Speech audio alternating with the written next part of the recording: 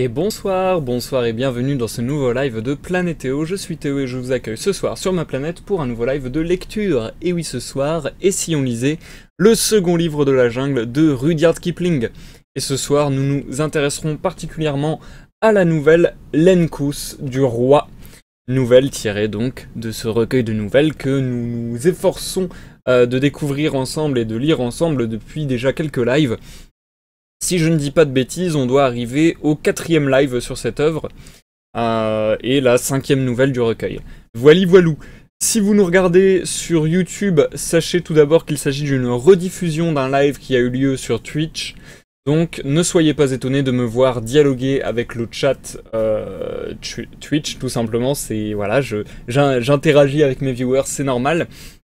Et si ça vous ennuie d'avoir ces parlottes, ces moments de discussion, et donc notamment l'introduction du live ou les pauses que je peux effectuer dans la lecture, n'hésitez pas à vous rendre dans la description de la vidéo où se trouvent des timecodes à votre disposition, vous permettant de naviguer comme bon vous semble dans toutes ces petites vidéos.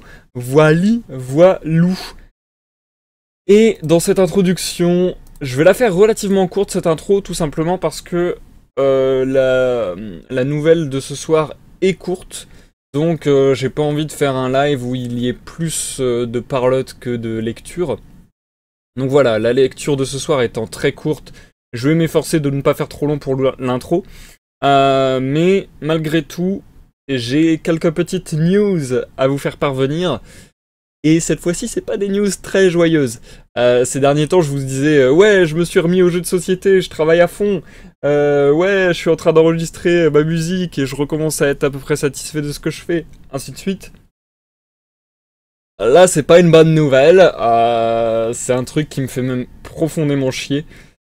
À tel point que je ne sais pas là actuellement si vous m'entendez. C'est-à-dire que là actuellement, je sais pas si la qualité sonore de cette vidéo est bonne.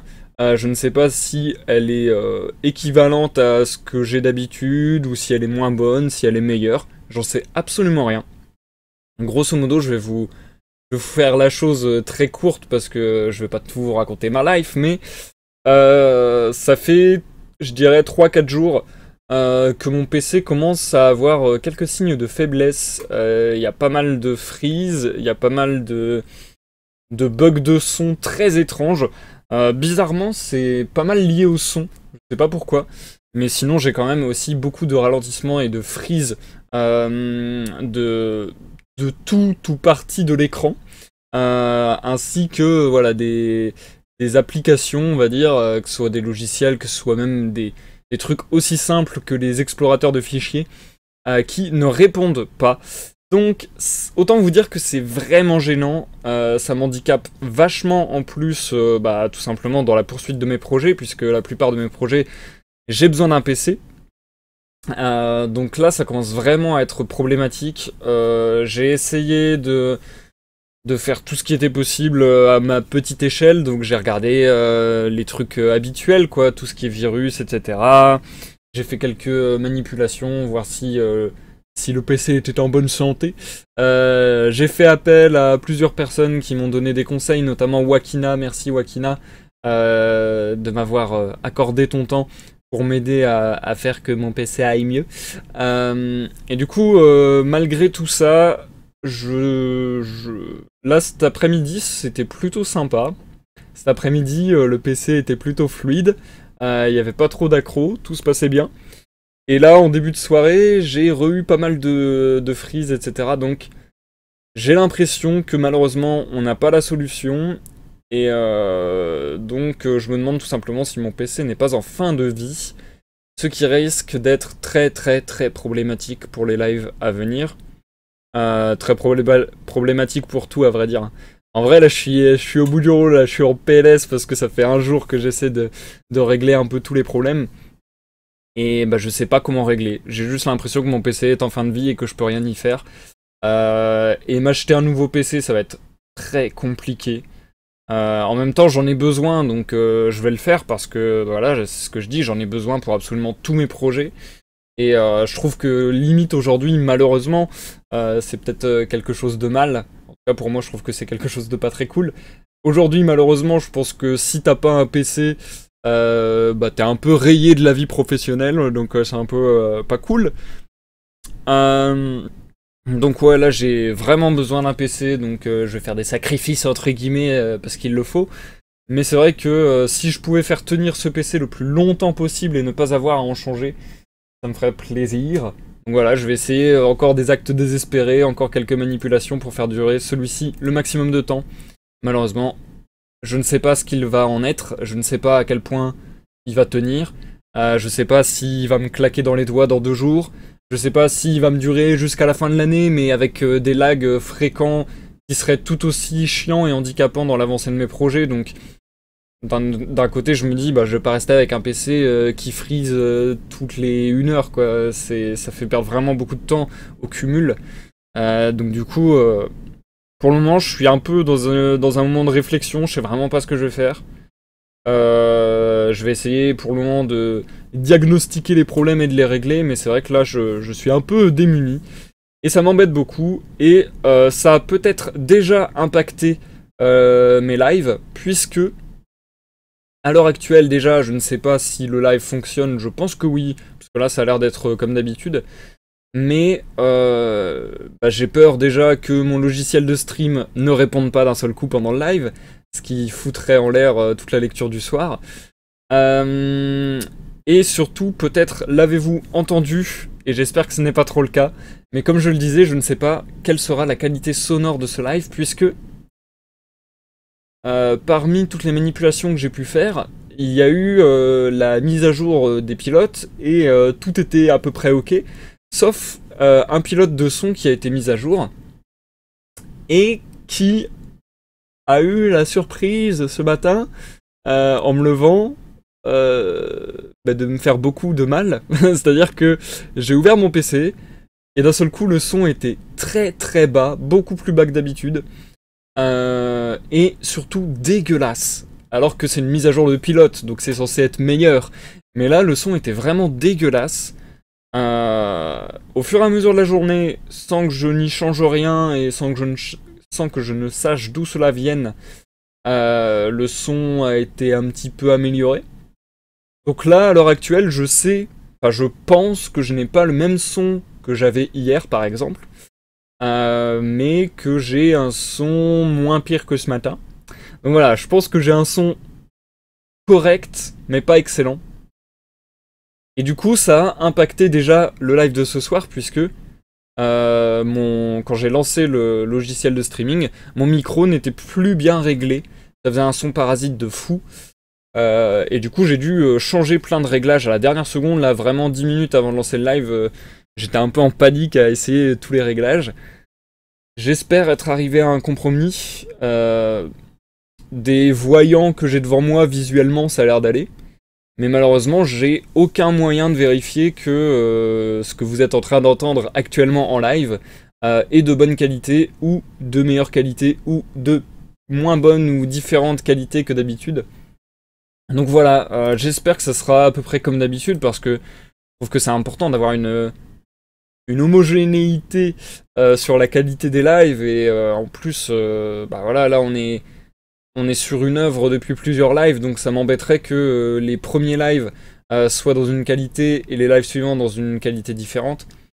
Malheureusement, là, j'avoue, je n'y peux rien. C'est vraiment mon PC qui est mal en point. Donc voilà, j'essaie de faire de mon mieux.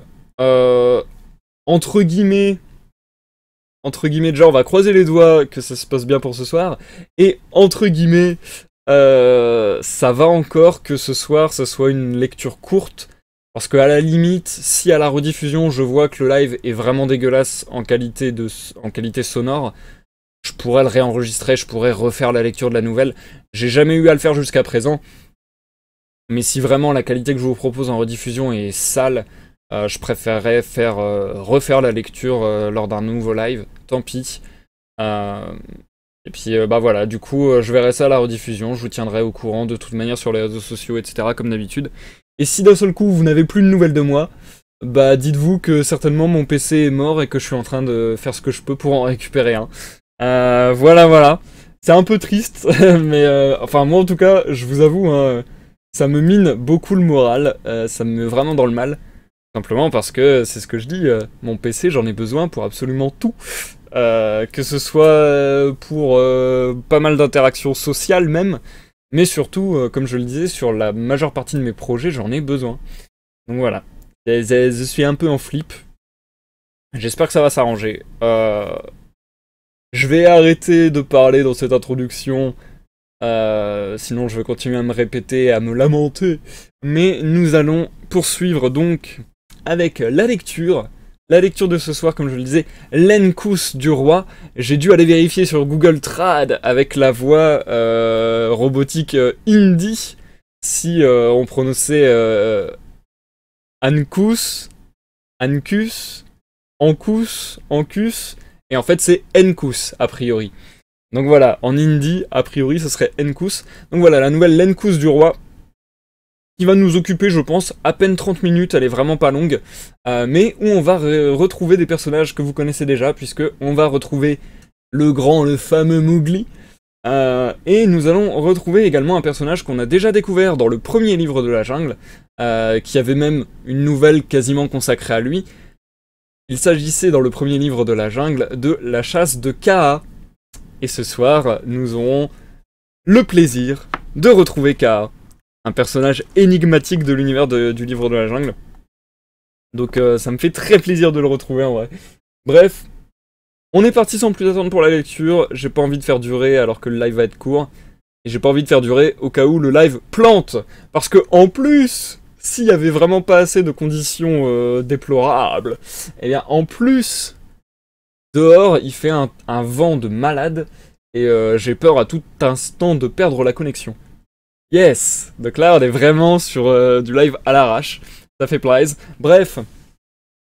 Je vous invite à vous installer, à prendre à manger, à boire, à vous détendre. Peut-être à vaquer à vos occupations, à vos dessins, ou peut-être m'écoutez-vous dans vos trajets. Peu importe où vous êtes, bon courage. Détendez-vous. Faites les choses bien. Faites les choses comme elles vous viennent. Amusez-vous. Et santé, les amis. On est parti sans plus attendre. Je ne vais pas faire de pause dans la lecture de cette nouvelle parce que comme je le disais, ça va vraiment nous prendre peu de temps.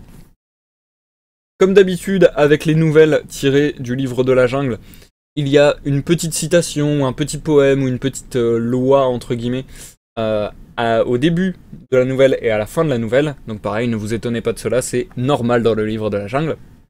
Voilà, je pense avoir tout dit. On est parti, je vous souhaite à tous une bonne écoute à tous ceux dans l'ombre qui nous regardent sur Twitch, et bonne écoute à ceux qui nous regardent en rediffusion sur YouTube. A tout à l'heure pour l'outro. L'Encous du roi.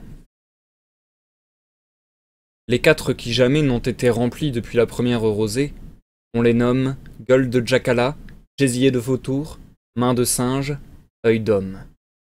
Dicton de la jungle. Kaa, le gros python de rocher, venait de changer de peau pour la 200e fois peut-être depuis sa naissance. Et Mowgli, se rappelant toujours qu'il lui devait la vie, à la suite de certaines nuits blanches aux grottes froides dont vous vous souvenez peut-être, a couru l'en féliciter. Un serpent, après avoir changé de peau, reste toujours quinteux et démoralisé, jusqu'à ce que la nouvelle peau commence à reluire et à prendre apparence. Kaa ne plaisantait plus Mowgli maintenant, mais avec tout le peuple de la jungle, il l'acceptait comme le maître de la jungle, et lui portait toutes les nouvelles qu'un python pouvait naturellement apprendre. Ce qu'ignorait Kaa de la moyenne jungle, comme on l'appelle, la vie qui court à ras de terre ou sous terre, la vie des cailloux, des terriers et des racines, on aurait pu l'écrire sur la plus petite de ses écailles. Cet après-midi, Mowgli, assise au milieu des grands anneaux de Kaa, maniait la vieille peau flasque et déchirée, qui gisait toute nouée et tordue parmi les rochers, telle que Kaa venait de la quitter. Kaa s'était courtoisement tassé sous les larges épaules nues de Mowgli, de sorte que le garçon reposait en réalité dans un fauteuil vivant. « Jusqu'aux écailles des yeux, c'est parfait, » murmura Mowgli, en jouant avec la vieille peau.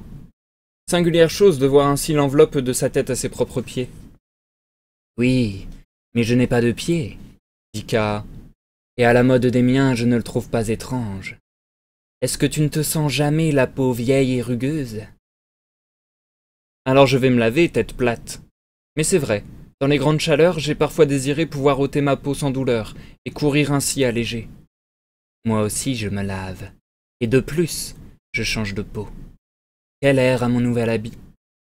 Mowgli passa sa main sur la marqueterie en losange de l'immense échine. La tortue a le dos plus dur, mais moins gai à l'œil, prononça-t-il. La grenouille, qui porte mon nom, la plus gaie, mais moins dure.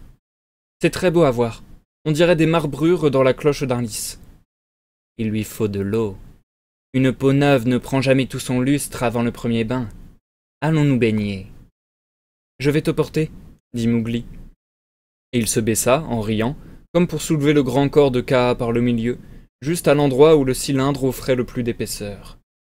C'est comme si un homme eût essayé de soulever un conduit à eau de 2 pieds de diamètre, et Kaa restait immobile, pouffant de gaieté silencieuse.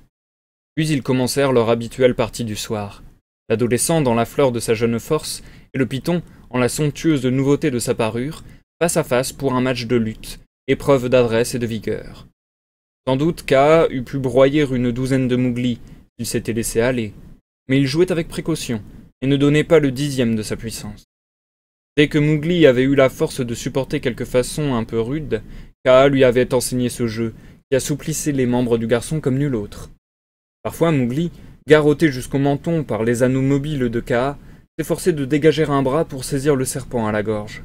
Alors Kaa cédait mollement, et Mowgli, d'un rapide mouvement des 2 pieds, tâchait de paralyser la prise de l'énorme queue, tandis qu'elle cherchait en arrière, à tâtons, l'appui d'un rocher ou d'une souche. Ils oscillaient ainsi d'un côté et d'autre, tête contre tête, chacun épiant son moment jusqu'à ce que le beau groupe sculptural... Pardon, je vais reprendre cette phrase. Ils oscillaient ainsi d'un côté et d'autre, tête contre tête, chacun épiant son moment jusqu'à ce que le beau groupe sculptural se fondît en un tourbillon de replis noirs et jaunes de jambes et de bras agités, pour se reformer et se défaire encore. « Tiens, tiens, tiens !» disait Kaa en faisant des feintes de tête que la main preste de Mowgli n'arrivait point à parer. « Vois, je te touche ici, petit frère, et là, et là ! As-tu les mains gourdes? Et là encore !» Le jeu finissait toujours de la même manière, par un coup droit de bélier qui culbutait le garçon plusieurs fois sur lui-même. Jamais Mowgli ne put trouver une garde contre cette botte foudroyante. Comme le disait Kaa, il ne valait pas la peine d'essayer. « Bonne chasse !» grogna Kaa pour finir. Et Mowgli, suivant l'habitude, fut lancé à une douzaine de mètres, suffocant et riant. Il se releva de l'herbe plein les doigts et suivit Kaa vers la baignade favorite du sage python. Mare profonde et noire comme l'encre, entourée de rochers, et qu'égayaient des moignons d'arbres sombres. Le garçon s'y glissa à la mode de la jungle, sans un bruit, et plongea. Il reparut à l'autre bord, toujours sans bruit, et se retourna sur le dos, les bras derrière la tête, suivant des yeux la lune qui se levait au-dessus des rochers, et s'amusant, du bout des orteils, à en briser le reflet dans l'eau. La tête taillée en diamant de Kaa fendit la mare comme un rasoir, et vint se poser sur l'épaule de Mowgli. Ils restèrent immobiles ainsi, voluptueusement pénétrés par la fraîcheur de l'eau. « C'est très très bon, » dit enfin Mowgli d'une voix nonchalante. « Eh bien, à cette même heure, dans le clan des hommes, si je me rappelle bien, ils s'étendaient sur des morceaux de bois dur, dans des trappes de boue, et après s'être soigneusement barricadés contre l'air pur, tiraient une étoffe sale par-dessus leur lourde tête et chantaient de vilaines chansons par le nez. Il fait meilleur dans la jungle. » Un cobra pressé descendit le long d'un rocher, vut, leur souhaita bonne chasse et disparut. « Sss !» dit Kaa, comme si quelque chose lui revenait à l'esprit. « Ainsi la jungle te donne tout ce que tu as jamais désiré, petit frère. » « Pas du tout. Pas tout, » dit Mowgli en riant. « Ou il y aurait un autre Shere Khan aussi gros à tuer une fois par lune. Maintenant, je pourrais tuer avec mes propres mains, sans l'aide de buffle. Et puis aussi, je souhaitais voir briller le soleil au milieu des pluies, et les pluies cacher le soleil au fort de l'été. Et je ne me suis jamais levé le ventre vide, sans désirer avoir tué une chèvre. Et je n'ai jamais tué une chèvre sans désirer que ce fût un daim, ni un daim sans désirer que ce fût un nilgai. Mais c'est ainsi que nous sentons tous. » « N'a pas d'autre désir ?» demanda le grand serpent. « Que puis-je désirer de plus? J'ai la jungle, et la faveur de la jungle. Y a-t-il quelque chose de plus entre l'aurore et le couchant ?» Pourtant, le cobra disait... commença Kaa. « Quel cobra? Celui qui vient de filer n'a rien dit. Il était en chasse. »« C'est un autre. »« As-tu donc beaucoup de rapports avec le peuple du poison ? Pour moi, je leur laisse leur chemin. Ils portent la mort dans leurs dents de devant, et cela n'est pas juste, car ils sont si petits. Mais quel est ce capuchon avec qui tu as causé? Kaa se mit à rouler lentement dans l'eau, comme un steamer pris par le travers. Il y a 3 ou 4 lunes, dit-il. Je chassais aux grottes froides, un endroit que peut-être tu n'as pas oublié. Et ce que je chassais s'enfuit en criant au-delà des citernes, jusqu'à cette maison dont j'enfonçai jadis un mur à cause de toi, et disparut sous terre. Mais les gens des grottes froides ne logent pas dans des terriers. Mowgli savait que Kaa parlait du peuple singe.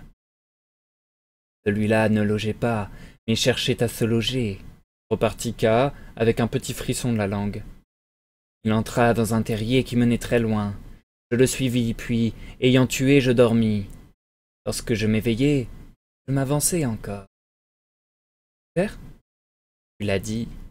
Je tombai enfin sur un capuchon blanc, un cobra blanc. Il me parla de choses au-delà de mon entendement, et m'en montra beaucoup que je n'avais jamais vues. Un nouveau gibier? Était-ce de bonne chasse? Ce n'était pas du gibier, et je m'y serais cassé toutes les dents. Mais le capuchon blanc me dit qu'un homme, il parlait comme s'il connaissait l'espèce, qu'un homme eût donné le sang chaud de ses veines pour la seule contemplation de ces choses. Nous irons voir, dit Mowgli. Je me souviens maintenant d'avoir été un homme. Doucement, doucement. Trop de hâte a perdu le serpent jaune qui voulait manger le soleil. Nous causâmes donc sous terre, et je parlais de toi, en te désignant comme un homme. Le capuchon blanc, il est en vérité aussi vieux que la jungle. Dis, il y a longtemps que je n'ai vu un homme.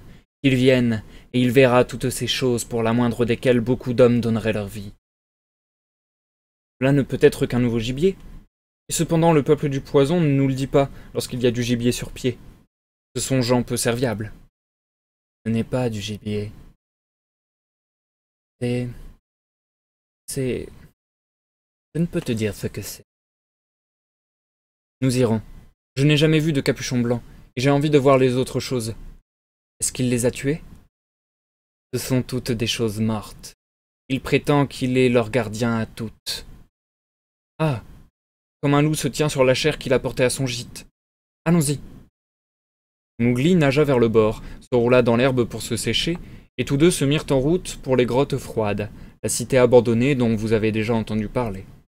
Mowgli, à cette époque, n'avait plus peur du peuple singe, mais le peuple singe gardait la plus vive horreur de Mowgli. Cependant, leurs tribus étaient en expédition dans la jungle, de sorte que les grottes froides apparurent vides et silencieuses dans le clair de lune. Kaa ouvrit la marche vers les ruines du pavillon de la reine, qui s'élevait sur la terrasse, se coula par-dessus les décombres et plongea dans l'escalier à demi bouché qui, du centre du pavillon, s'enfonçait sous terre. Mowgli lança l'appel des serpents. « Nous sommes du même sang, vous et moi !» et suivit sur les mains et les genoux. Ils se traînèrent ensuite sur un long parcours dans un passage en pente qui tournait et revenait plusieurs fois sur lui-même, et à la fin, ils atteignirent un endroit où la racine de quelques arbres géants, qui jaillissaient du sol à 30 pieds au-dessus, avait décelé une des lourdes pierres du mur.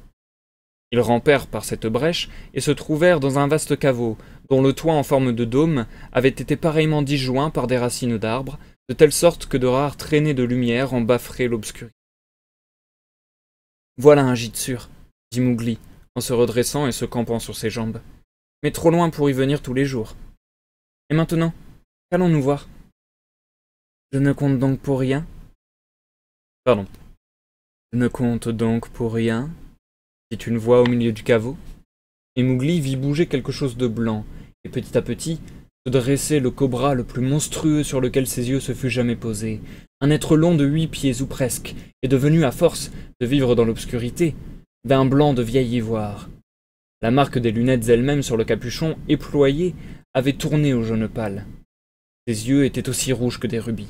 Tout l'ensemble présentait l'aspect le plus surprenant. « Bonne chasse !» dit Mowgli, qui n'oubliait pas plus ses bonnes manières que son couteau, et celui-ci ne le quittait jamais. « Quelle nouvelle de la cité ?» demanda le cobra blanc sans répondre au salut. « Quelle nouvelle de la grande cité aux formidables murs, la cité des 100 éléphants, des 20 000 chevaux et du bétail sans nombre. Cité du roi devint roi. Je deviens sourd ici. Il y a longtemps que je n'ai entendu les gonds de guerre.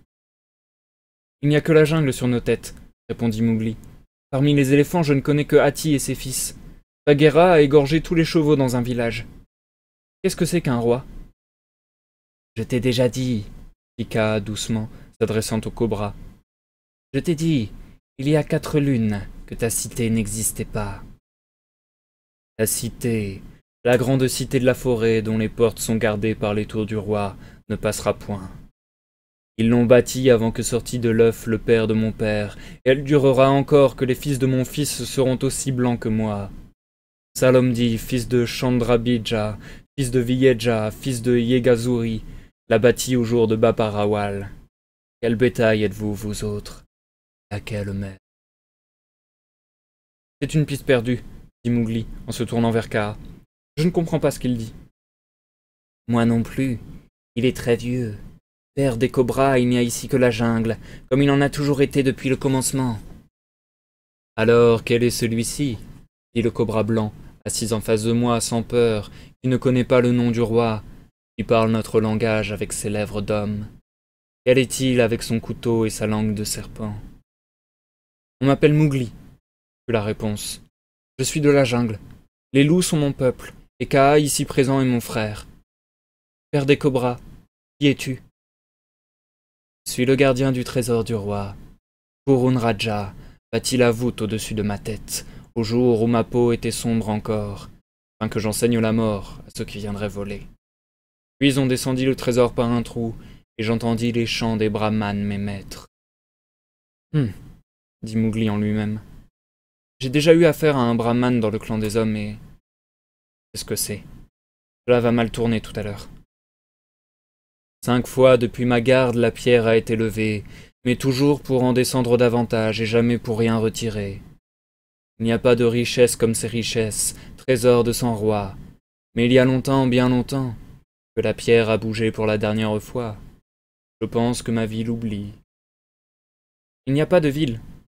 Pardon, mauvais personnage. Il n'y a pas de ville. Lève les yeux. Les racines des grands arbres là-haut éventrent les pierres. Arbres et hommes ne poussent pas ensemble. Insista Kaa. 2 ou 3 fois, des hommes ont trouvé leur chemin jusqu'ici, répondit férocement le cobra blanc. Ils ne disaient rien jusqu'à ce que j'arrivasse sur eux, tandis qu'ils tâtonnaient dans l'ombre, et alors ils ne criaient qu'un peu de temps. Mais vous venez avec des mensonges, tous les deux, hommes et serpents, et vous voudriez me faire croire que ma cité n'existe pas, et que ma garde est finie? Peu changent les hommes au cours des années, et moi je ne change jamais. Jusqu'à ce que la pierre soit levée, et que les brahmanes descendent en chantant les chants que je connais, et me nourrissent de lait chaud, et me ramènent à la lumière, moi, et pas un autre, je reste le gardien du trésor du roi. La cité est morte, dites-vous, et voici les racines des arbres. Baissez-vous alors, et prenez ce que vous voulez. La terre n'a pas de trésor comme ceci. Homme à langue de serpent, si tu repasses vivant le chemin que tu as pris pour entrer ici, les rois jusqu'au dernier seront tes esclaves. De nouveau la piste est perdue, froidement Mowgli. Quelque chacal aurait-il poussé son terrier si profond et mordu ce grand capuchon blanc? Il est fou sûrement. Père des cobras, je ne vois ici rien à emporter. Par les dieux du soleil et de la lune, la folie de la mort est sur ce garçon, siffla le cobra. Avant que tes yeux se ferment, je vais t'accorder cette faveur. Regarde, et vois ce qu'auparavant nul homme n'a jamais vu. Ils ont tort, dans la jungle, ceux qui parlent à Mowgli de faveur, dit le garçon entre ses dents. Mais l'obscurité change tout, comme je le vois. Je regarderai, si cela peut te faire plaisir.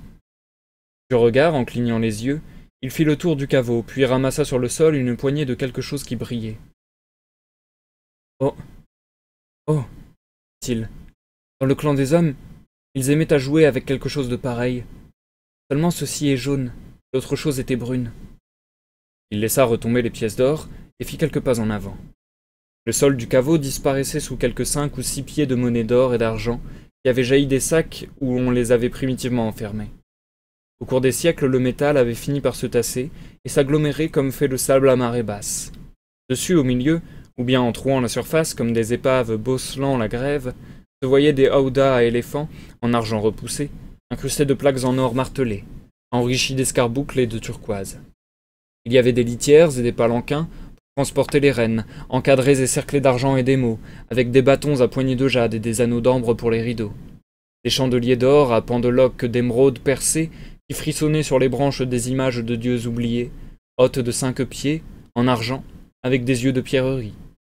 Des côtes de mailles damasquinées d'or sur acier, frangées d'un semis de perles gâtées et noircies par le temps, des casques à cimiers et à filets de rubis sang de pigeon, des boucliers de lac, d'écailles et de peaux de rhinocéros à bandes et à bosses d'or rouge, ornés d'émeraudes sur les bords, des faisceaux d'épées, de dagues et de couteaux de chasse à poignées de diamants, des vases et des cuillères d'or pour les sacrifices et des autels portatifs d'une forme qui ne voit jamais la lumière du jour.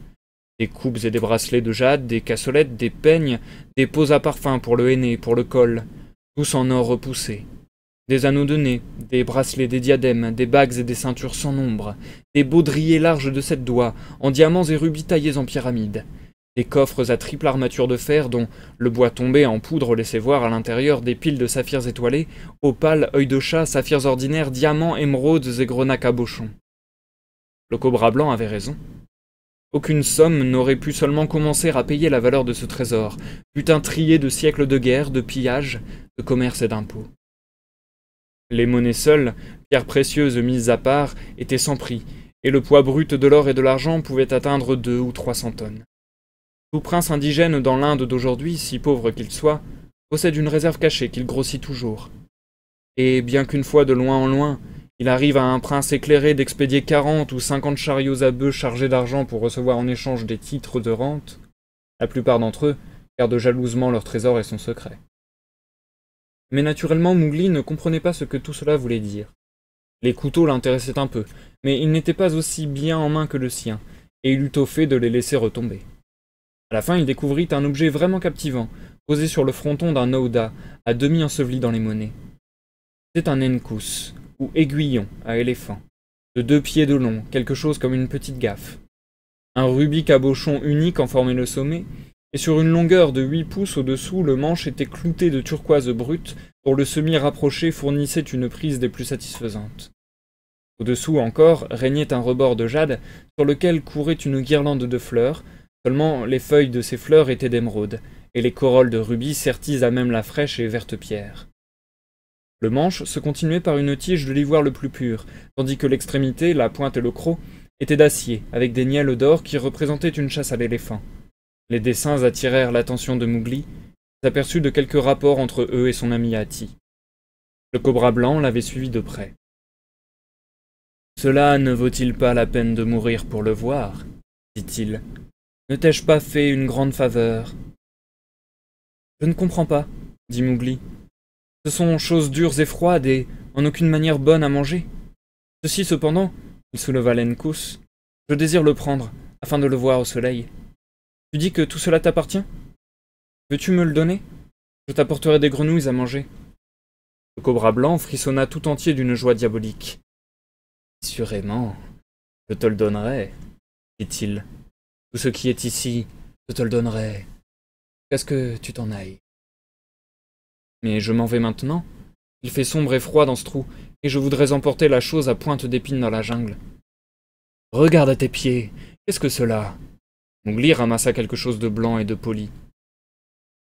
C'est l'os d'une tête d'homme, dit-il avec calme. En voici 2 autres. Ils vinrent, il y a nombre d'années, pour emporter le trésor. Je leur parlais dans l'ombre, ils ne bougèrent plus.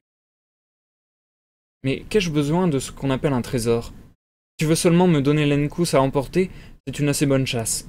Sinon, c'est bonne chasse tout de même. Je ne me bats pas avec le peuple du poison, et l'on m'a enseigné aussi le maître mot de ta tribu. Il n'y a qu'un maître mot ici. C'est le mien. Kaa s'élança, les yeux flambants. Qui m'a prié d'amener l'homme? L'a-t-il. Moi, évidemment, dit du bout des dents le vieux cobra. Il y a longtemps que je n'avais vu d'homme. Celui-ci parle notre langue. Mais il n'était pas question de tuer. Comment puis-je retourner à la jungle et dire que je l'ai conduit à la mort? Dit Kaa. Je ne te parle pas de tuer, jusqu'à ce qu'il en soit temps. Et quant à ce qui est pour toi de rester ou de partir, il y a le trou dans le mur. Silence maintenant, gros tueur de singes. Je n'ai qu'à te toucher au cou, et la jungle n'entendra plus parler de toi. Jamais homme n'est venu ici, s'en soit allé respirant encore. Je suis le gardien du trésor de la cité du roi. Mais je te déclare à toi, ver blanc des ténèbres, qu'il n'y a ni roi ni cité. La jungle est là, tout autour de nous, cria Kaa. Il y a toujours le trésor, mais nous pouvons faire une chose. Attends un peu, Kaa des rochers, et regarde le garçon courir. Il y a place ici pour se divertir. La vie est bonne. Cours ça et là pour un moment, amuse-toi, mon garçon. Mowgli posa tranquillement la main sur la tête de Kaa. Jusqu'alors, la créature blanche n'a eu affaire qu'aux hommes du clan des hommes. Elle ne me connaît pas, murmura-t-il. Elle a voulu cette chasse. On la lui donne. Mowgli se tenait debout, l'Encous à la main, la pointe tournée vers la terre. D'un geste rapide, il le lança devant lui, et l'Encous retomba sur le gros serpent, en travers, et juste en arrière du capuchon, et le cloua sur le sol. En un éclair, Kaa tombait de tout son poids sur le corps qui se tordait, le paralysant du capuchon à la queue. Les yeux rouges flamboyaient, et les 6 pouces de tête libre battaient furieusement de droite et de gauche. « Tue !» dit Kaa, comme Mowgli portait la main à son couteau. « Non !» dit Mowgli en tirant la lame. « Je ne tuerai plus, sauf pour vivre. Mais regarde, Kaa !» Il saisit le serpent derrière le capuchon, ouvrit de force la bouche avec la lame de son couteau, et montra les terribles crocs venimeux de la mâchoire supérieure qui apparaissaient noirs et desséchés dans la gencive. Le cobra blanc avait survécu à son poison, comme il arrive aux serpents. « C'est tout sec, » dit Mowgli, et faisant un signe de départ à Kaa, il ramassa l'Encous, rendant au cobra blanc la liberté. « Le trésor du roi réclame un nouveau gardien, » dit-il gravement. « Tu as tort. Cours partout, ça et là, et amuse-toi, Pardon, je me suis trompé de personnage. « Le trésor du roi réclame un nouveau gardien, » dit-il gravement. « Tu as tort. Cours partout, ça et là, et amuse-toi, Je suis déshonoré. Tue-moi, siffla le cobra blanc. Il a été trop question de tuer ici. Nous allons partir. Je prends la chose à pointe d'épine, comme prix du combat et de ma victoire. Prends garde alors, que cette chose ne finisse pas te tuer toi-même. C'est la mort, souviens-t'en, c'est la mort. Il y a dans cette chose assez pour faire périr les hommes de toute ma cité. Tu ne la garderas pas longtemps, homme de la jungle, pas plus que celui qui te la prendra. Ils tueront à cause d'elle. Ma force est desséchée, mais l'Encous fera mon ouvrage. C'est la mort, la mort, la mort. Mowgli se traîna par le trou pour regagner le passage. Sa dernière vision fut celle du cobra blanc frappant furieusement de ses crocs désarmés les faces d'or indifférentes des dieux couchés sur le sol, et sifflant. C'est la mort. Ils se retrouvèrent avec joie une fois de plus à la lumière du jour. Et lorsqu'ils furent rentrés dans leur propre jungle, et que Mowgli fit étinceler l'Encous au soleil du matin, il se sentit presque aussi content que de la trouvaille d'un bouquet de fleurs nouvelles pour mettre dans sa chevelure. « C'est encore plus brillant que les yeux de Bagheera, » dit-il avec ravissement comme il faisait miroiter le rubis. « Je le lui montrerai. Mais que voulait dire le tu en parlant de mort ?»« Je ne sais pas. Jusqu'au fin bout de ma queue, je suis fâché que tu ne lui aies point fait tâter de ton couteau. Il y a toujours du mal aux grottes froides, sur terre et dessous. Mais j'ai faim maintenant. Chasses-tu avec moi ce matin, dit Kaa. Non, il faut que Bagheera voie ceci. Bonne chasse.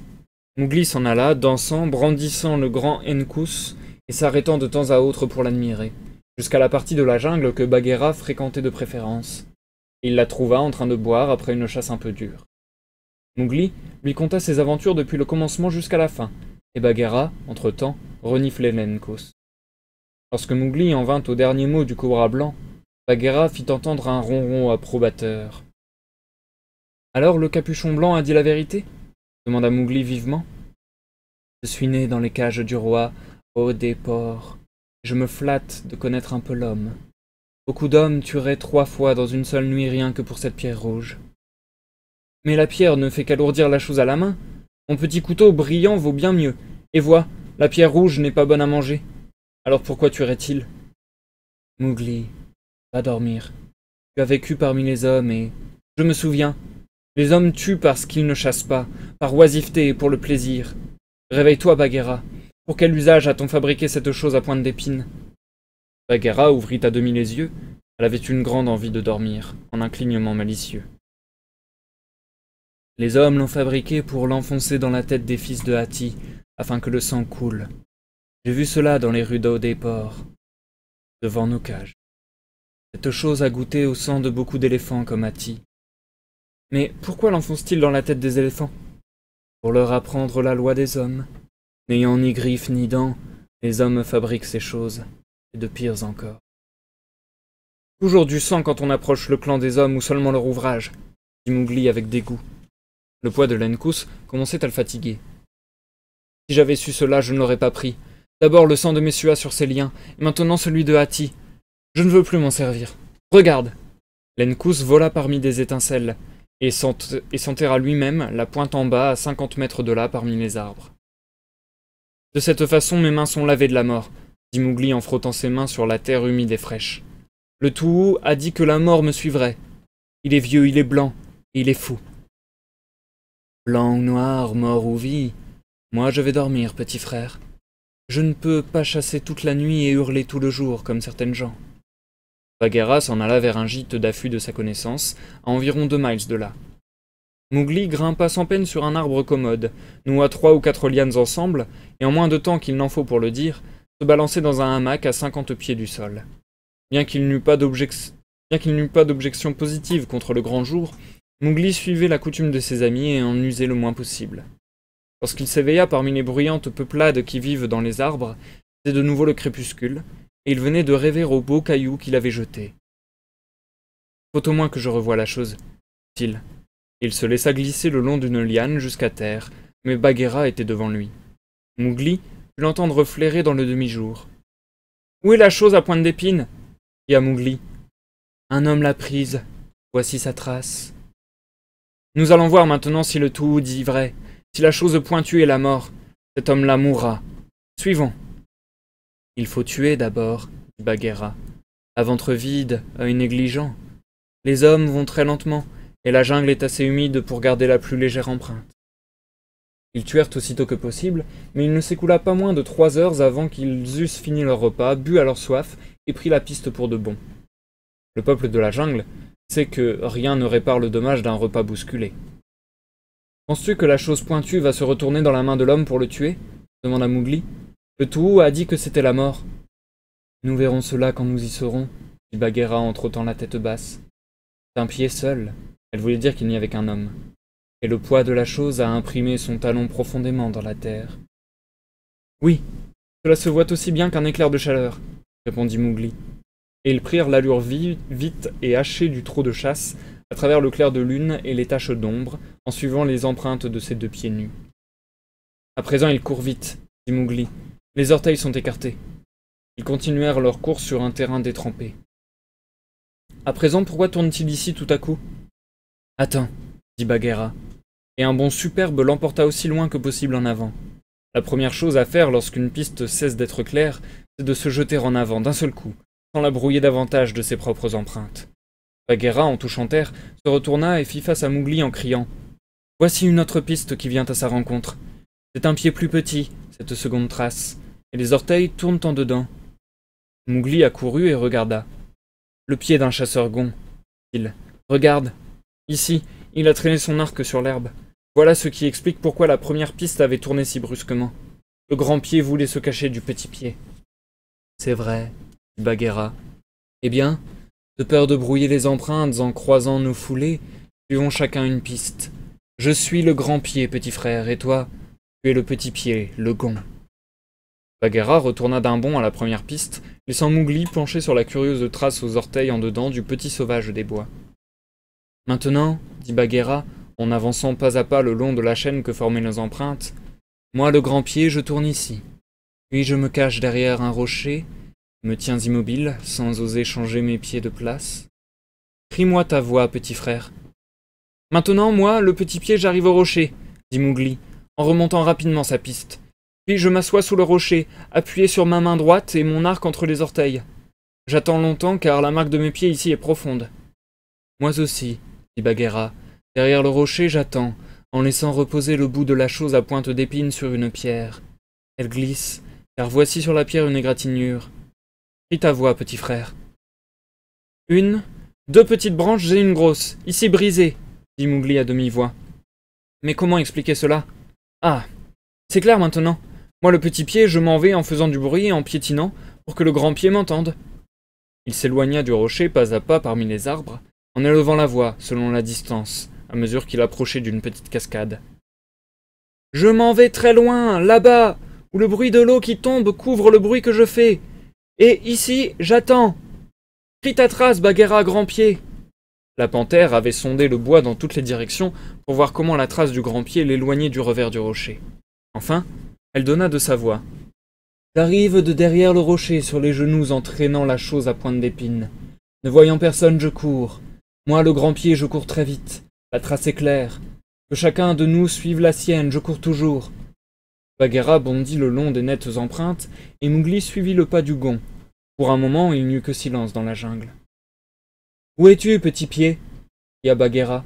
La voix de Mowgli lui répondit à 50 mètres à peine sur la droite. « dit la panthère avec une toux grave. Tous deux coururent l'un à côté de l'autre en se rapprochant. Ils galopèrent encore un demi-mille, en gardant toujours à peu près la même distance, jusqu'à ce que Mowgli, dont la tête n'était pas aussi près de terre que celle de Bagheera, cria. Ils se sont rencontrés. Bonne chasse, regarde. Ici se tenait le petit pied, son genou sur un rocher, et là-bas est le grand pied. À 10 mètres à peine, en face d'eux, étendu en travers d'un monceau de pierrailles, gisait le corps d'un villageois du district, le dos et le flanc transpercés par la petite flèche empennée d'un gond. « Le tout était-il si vieux et si fou, petit frère » dit Bagheera doucement. « Voici toujours un mort. » Suivons. Mais où est la chose qui boit le sang d'éléphant, l'épine à l'œil rouge? Le petit pied là... Peut-être. Il n'y a plus de nouveau qu'un seul pied maintenant. La trace unique d'un homme agile qui avait couru vite, un fardeau sur l'épaule gauche, persistait autour d'une longue bande basse de gazon sec en forme d'éperon, où chaque empreinte, aux yeux perçants des traqueurs, semblait marquée au fer rouge. Ils ne parlèrent ni l'un ni l'autre jusqu'à ce que la trace aboutit aux cendres d'un feu de camp caché dans un ravin. « Encore » dit Bagheera en s'arrêtant net comme si on l'avait changé en pierre. Le corps recroquevillé d'un petit gond gisait là, les pieds dans les cendres, et Bagheera interrogea Mowgli du regard.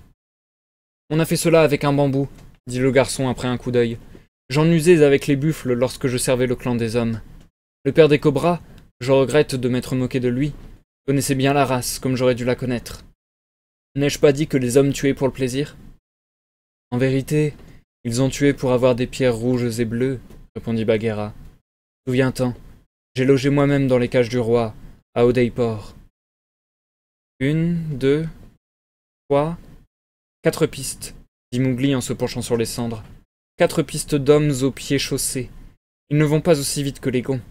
Mais quel mal leur avait fait le petit homme des bois? Vois, ils ont parlé ensemble tous les 5 debout avant de le tuer. Bagheera, retournons. Mon cœur est lourd en moi, quoiqu'il danse de haut en bas comme un nid de loriote au bout de sa branche. C'est mauvaise chasse que de laisser gibier sur piste. Suivons, dit la panthère. Ces 8 pieds chaussés ne sont pas allés loin. Ils ne parlèrent plus pendant une grande heure, tandis qu'ils relevaient la large voix des 4 hommes. Le soleil était déjà clair et chaud, lorsque Bagheera dit « Je sens de la fumée. » Les hommes ont toujours plus envie de manger que de courir, répondit Mowgli, en décrivant des lacets parmi les buissons ras de la nouvelle jungle qu'ils étaient en train d'explorer. Bagheera, un peu sur la gauche, fit entendre un indescriptible bruit de gorge. « En voici un qui ne mangera plus, » dit-elle. Un paquet de vêtements aux couleurs vives gisait en tas sous un buisson, et, alentour, de la farine s'était répandue. « Cela a été fait à l'aide du bambou, » dit Mowgli. « Regarde, cette poudre blanche est ce que les hommes mangent. Ils ont pris sa proie à celui-ci, à celui-là. Ils portaient leurs vivres, et ils l'ont livré comme proie lui-même à Chil le vautour. »« C'est le 3e, » dit Bagheera. « J'irai porter de grosses grenouilles fraîches au père des cobras pour l'engraisser, » se dit Mowgli. « Cette chose qui boit le sang de l'éléphant, c'est la mort même, et, cependant, je ne comprends toujours pas. »« Suivons, » dit Bagheera. Ils n'avaient pas fait 1 mille de plus qu'ils entendirent Ko, le corbeau, en train de chanter un chant de mort au sommet d'un tamaris, à l'ombre duquel 3 hommes étaient couchés. Un feu mourant fumait au centre du cercle, sous un plat de fer qui contenait une galette noircie et brûlée de pain sans levain. Près du feu gisait flamboyante au soleil l'Encous de rubis et de turquoise. La chose va vite en besogne. Se termine ici, dit Bagheera. Comment ceux-ci sont-ils morts, Mowgli? Ils ne portent ni marque ni meurtrissure. Un habitant de jungle arrive à en savoir par expérience aussi long que la plupart des médecins sur les plantes et les baies vénéneuses. Mowgli flaira la fumée qui montait du feu, rompit un morceau de pain noirci, le goûta et le recrachant. La pomme de mort, pensa-t-il. Le premier a dû la mêler aux aliments destinés à ceux qui l'ont tué, comme ils avaient tué d'abord le gond. Bonne chasse, en vérité. Les meurtres se suivent de près, dit Bagheera. La pomme de mort est le nom que la jungle donne à la pomme épineuse ou datura, le poison le plus prompt de toute l'Inde. Et quoi, maintenant? Dit la panthère. Allons-nous nous entretuer, toi et moi, cet égorgeur à l'œil rouge là-bas? Parle-t-il? Murmura Mowgli. L'ai-je offensé en le jetant? Entre nous deux, il ne peut pas faire de mal, car nous n'avons pas les mêmes désirs que les hommes. Si on le laisse ici, il continuera certainement à tuer les hommes l'un après l'autre, aussi vite que les noix tombent par le grand vent. Je ne souhaiterais pas cependant les voir mourir 6 par nuit. Qu'importe, ce ne sont que des hommes. Ils se sont entretués, et ils ont été contents, dit Bagheera. Le premier petit homme des bois chassait bien. Ils n'en sont pas moins des enfants, et un enfant se noierait pour mordre un rayon de lune dans l'eau. Toute la faute est à moi, dit Mowgli, parlait comme s'il savait le fond de toute chose. Je n'apporterai plus jamais de choses étrangères dans la jungle, fussent-elles aussi belles que des fleurs. Ceci, il souleva l'Encous avec méfiance, va retourner au père des cobras. Mais il faut d'abord que nous fassions un somme, et nous ne pouvons nous coucher auprès de ces dormeurs-là. Il nous faut aussi l'enterrer, lui, de peur qu'il ne se sauve et n'en tue 6 encore. Creuse-moi un trou sous cet arbre. Mais, petit frère, dit Bagheera, en se dirigeant vers l'endroit indiqué, je t'assure que ce n'est pas sa faute à ce buveur de sang. Tout le mal vient des hommes. C'est tout un, répondit Mowgli. Creuse le trou profond. Lorsque nous nous réveillerons, je le reprendrai pour le rapporter. 2 nuits plus tard, tandis que le cobra blanc honteux, spolié, solitaire, roulait des pensées de deuil dans les ténèbres du caveau, l'Encous de turquoise vola en sifflant par le trou du mur et s'abattit avec fracas sur la couche de monnaie d'or. Père des cobras, dit Mowgli. Il avait soin de rester de l'autre côté du mur. Tâche de trouver dans ton peuple quelqu'un de jeune et de bien armé qui t'aide à garder le trésor du roi, afin que nul homme ne sorte plus vivant d'ici. Ah, ah, ainsi le voilà de retour. Je l'avais bien dit que c'était la mort. Comment se fait-il que tu sois encore vivant? Marmotta le vieux cobra en s'enroulant amoureusement autour du manche de l'Encous. Par le taureau qui me racheta, je n'en sais rien. Cette chose a tué 6 fois en une nuit. Ne la laisse plus sortir. La chanson du petit chasseur. Mort le paon, les singes gris dorment encore, tout est sombre. Chil n'a point fauché le ciel sur 100 brasses de longueur. Par la jungle doucement flotte un soupir, glisse une ombre. C'est la peur, ô petit chasseur, c'est la peur. Doucement dans la clairière, elle fuit, épie, espère. Le murmure monte et s'étend, chuchoteur. Ton front se mouille et se glace à l'instant ce bruit qui passe. C'est la peur, ô petit chasseur, c'est la peur.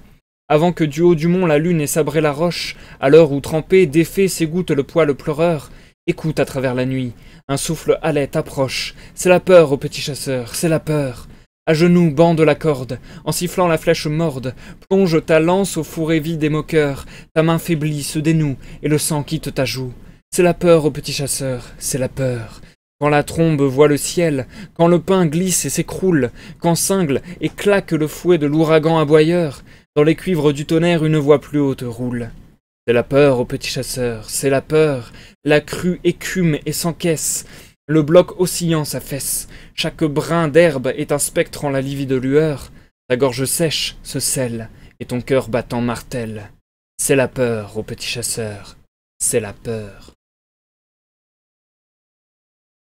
Et c'est la fin de cette nouvelle, les amis.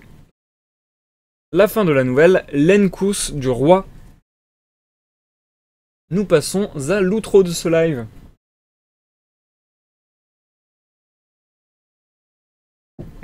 Et du coup, je ne sais pas si tu es toujours parmi nous, mais je vois que tu es passé en tout cas. Donc bonsoir Luna Neptuna, j'espère que tu es toujours là, j'espère que tu vas bien. Et y a pas de souci, t'as pas à t'excuser d'arriver en retard. on peut pas être tous toujours là à tous les lives, c'est normal. Comme je le dis souvent, il n'y a pas d'obligation, ça arrive souvent que des gens s'excusent de pas avoir été là au live ou des choses comme ça. Et je suis là, y a pas d'obligation d'être là à mes lives, c'est pas parce que tu t'abonnes ou c'est pas parce que tu viens voir une fois un live que t'es obligé de venir tout le temps. Hein. Mais bon, c'est gentil de votre part, mais il n'y a aucune obligation. Et du coup, oh Luna, t'es encore là, cool. J'espère que tu vas bien. Et d'ailleurs, désolé, je parlerai peut-être de la nouvelle un petit peu après, mais je repars sur mon problème principal. Luna, est-ce que tu peux me dire si le son de ma voix et la qualité sonore du live te semble similaire à d'habitude? Je sais pas si tu arriveras à voir la différence, je sais pas si tu percevras quelque chose, mais si tu arrives à me dire, ça serait sympa. Si tu trouves que la voix, enfin que la qualité sonore du live est meilleure que d'habitude, pire que d'habitude, ou juste ni meilleure ni pire mais différente. Parce que du coup, comme j'expliquais dans l'intro du live, avec les bugs de mon PC, etc., ben ça a totalement déréglé le son de mon PC et ça a déréglé aussi les réglages que j'avais sur mon logiciel de streaming. Donc du coup, ben c'était un peu chiant parce que j'ai dû tout refaire à la va-vite avant le live, juste avant le live, et je savais pas si ça serait correct, tout simplement. Mais elle est bonne. Ok, bon bah si la qualité est bonne, c'est déjà ça, merci. Et j'irai checker moi après à la rediff si ça s'est bien passé du coup. En tout cas, merci, merci d'avoir checké pour moi. Et du coup, j'espère que la nouvelle de ce soir vous aura plu les amis. La nouvelle L'Encous du Roi. Elle était relativement courte, elle était même bien courte en fait. Il s'est pas passé énormément de choses, pour être franc. Ça va pas être, je pense, ça va pas être ma nouvelle favorite.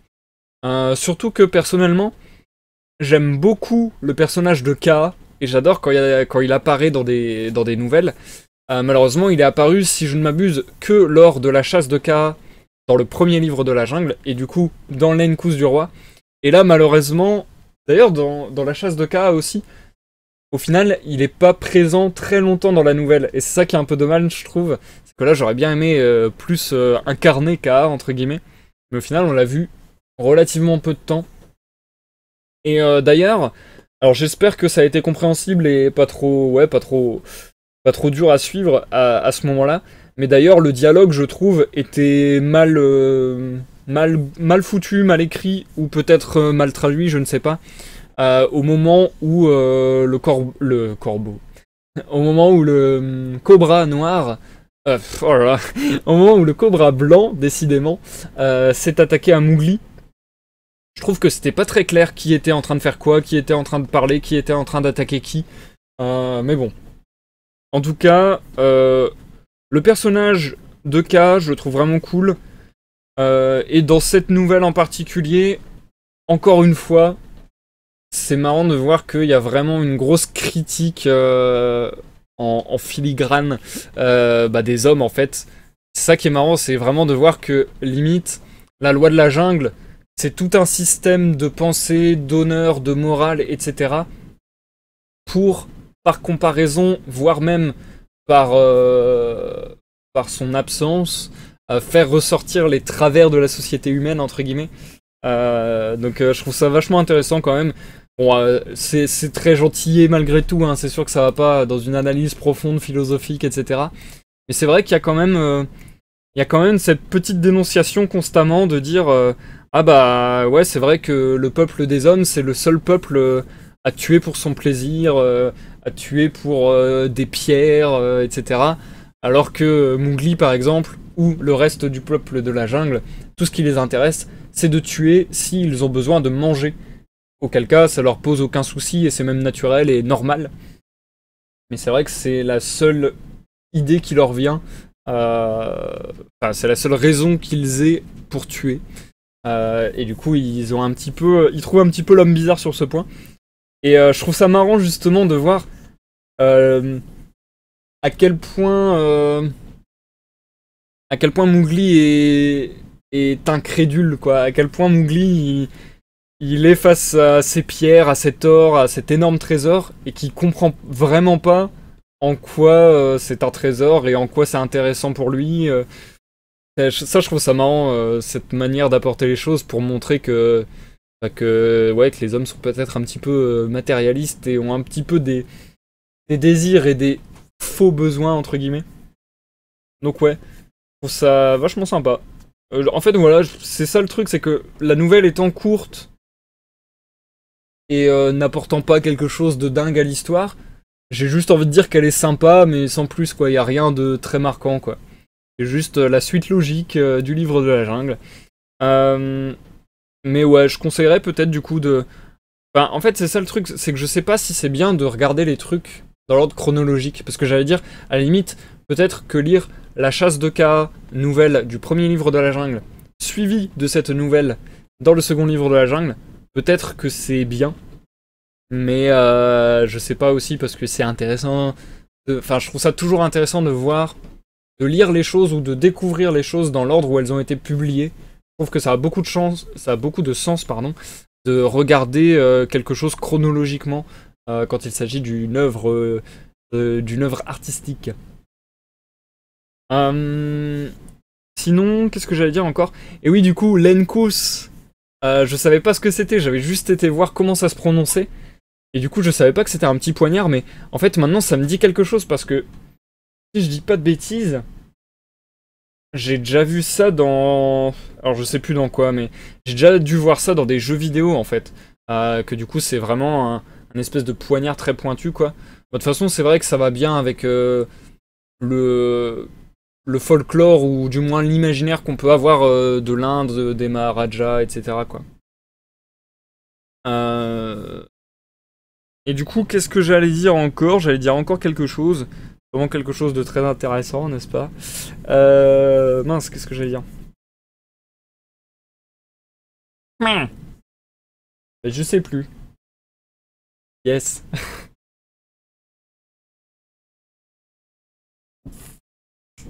En tout cas, comme je le disais dans l'intro de ce live, je vais pas faire durer le live inutilement. Je sais que le live de ce soir est court, mais comme je vous l'ai déjà dit, je préfère, pour les recueils de nouvelles, faire une nouvelle par live. Je trouve que c'est plus legit. D'autant plus que là, ça va tomber juste, puisqu'il nous reste 3 nouvelles, si je dis pas de bêtises. Ça doit être ça, hein. Je prends le sommaire. Donc oui, il nous reste Quickern, Chien Rouge et La Course de Printemps. Donc il nous reste 3 nouvelles du second livre de la jungle. Donc ça va être parfait, j'avais calculé la chose pour que ça tombe parfaitement. Puisque on va encore faire un live ce dimanche de découverte. Ensuite, mardi, vendredi, dimanche, donc toute la semaine à venir, il y aura live normal tous les jours. Pas tous les jours habituels. Et enfin, le mardi 26 mars à 21h, ça sera le dernier live de lecture sur le second livre de la jungle. Et ça sera le seul live de la semaine, je pense. Je vous retiendrai au courant d'ici là, mais voilà. Je referai une petite pause d'une semaine avant d'entamer une nouvelle œuvre. Cette nouvelle œuvre qui sera... Ouais, il y a de grandes chances que la prochaine œuvre après celle-ci soit la métamorphose de Kafka. Voilou. Je vous tiens au courant sur les réseaux sociaux si jamais il y a des soucis avec les lives, s'il y a des lives qui sont annulés parce que je suis en train de régler des problèmes sur mon PC ou quoi que ce soit. Si vous voyez que je ne donne plus du tout de nouvelles, c'est-à-dire que même pas je remets les rediffusions ou même pas je vous dis qu'il y a un live dans la soirée, etc. Bah, dites-vous que c'est certainement mon PC qui a cramé et que je suis en train d'essayer d'en acquérir un nouveau. Donc voilà. On va un petit peu serrer les fesses là, j'avoue, dans les temps à venir. Je vais un petit peu beaucoup serrer les fesses parce que tous mes projets live inclus sont un petit peu compromis et j'ai l'impression qu'à chaque fois ça va être, il y aura aucun moyen de vérifier avant d'être en live que ça va bien se passer. Donc bon, ça va être un peu, on va un petit peu tenter notre chance. J'espère qu'elle durera longtemps. En tout cas, a priori, ce live s'est bien passé et j'ai l'impression que ça n'a pas coupé, que ça n'a pas bugué, que ça n'a pas freeze et que le son était correct. Donc je vérifierai ça à la rediffusion et j'aviserai selon ce qui s'est passé. Voilou, j'arrête de blablater dans tous les sens, faut vraiment que je me foute des baffes parce que je suis vraiment un gros bavard. Et du coup, bah, je vais vous souhaiter à tous une bonne soirée, une bonne nuit, ou une bonne journée si vous nous regardez en rediffusion peut-être. Je vous dis à la prochaine fois pour une découverte ou une lecture. Je vous rappelle que d'ailleurs, ce dimanche, donc dans 2 jours, nous, donc le prochain live, sera un live de découverte sur l'univers de League of Legends avec le personnage de Shen et une lecture qui lui est consacrée, enfin une nouvelle qui lui est consacrée. Voilà, j'arrête là. Merci Luna d'être passée sur ce live, ça m'a fait plaisir. Bonne soirée, bonne nuit à tous, à la prochaine pour une prochaine lecture ou une prochaine découverte. Bye bye.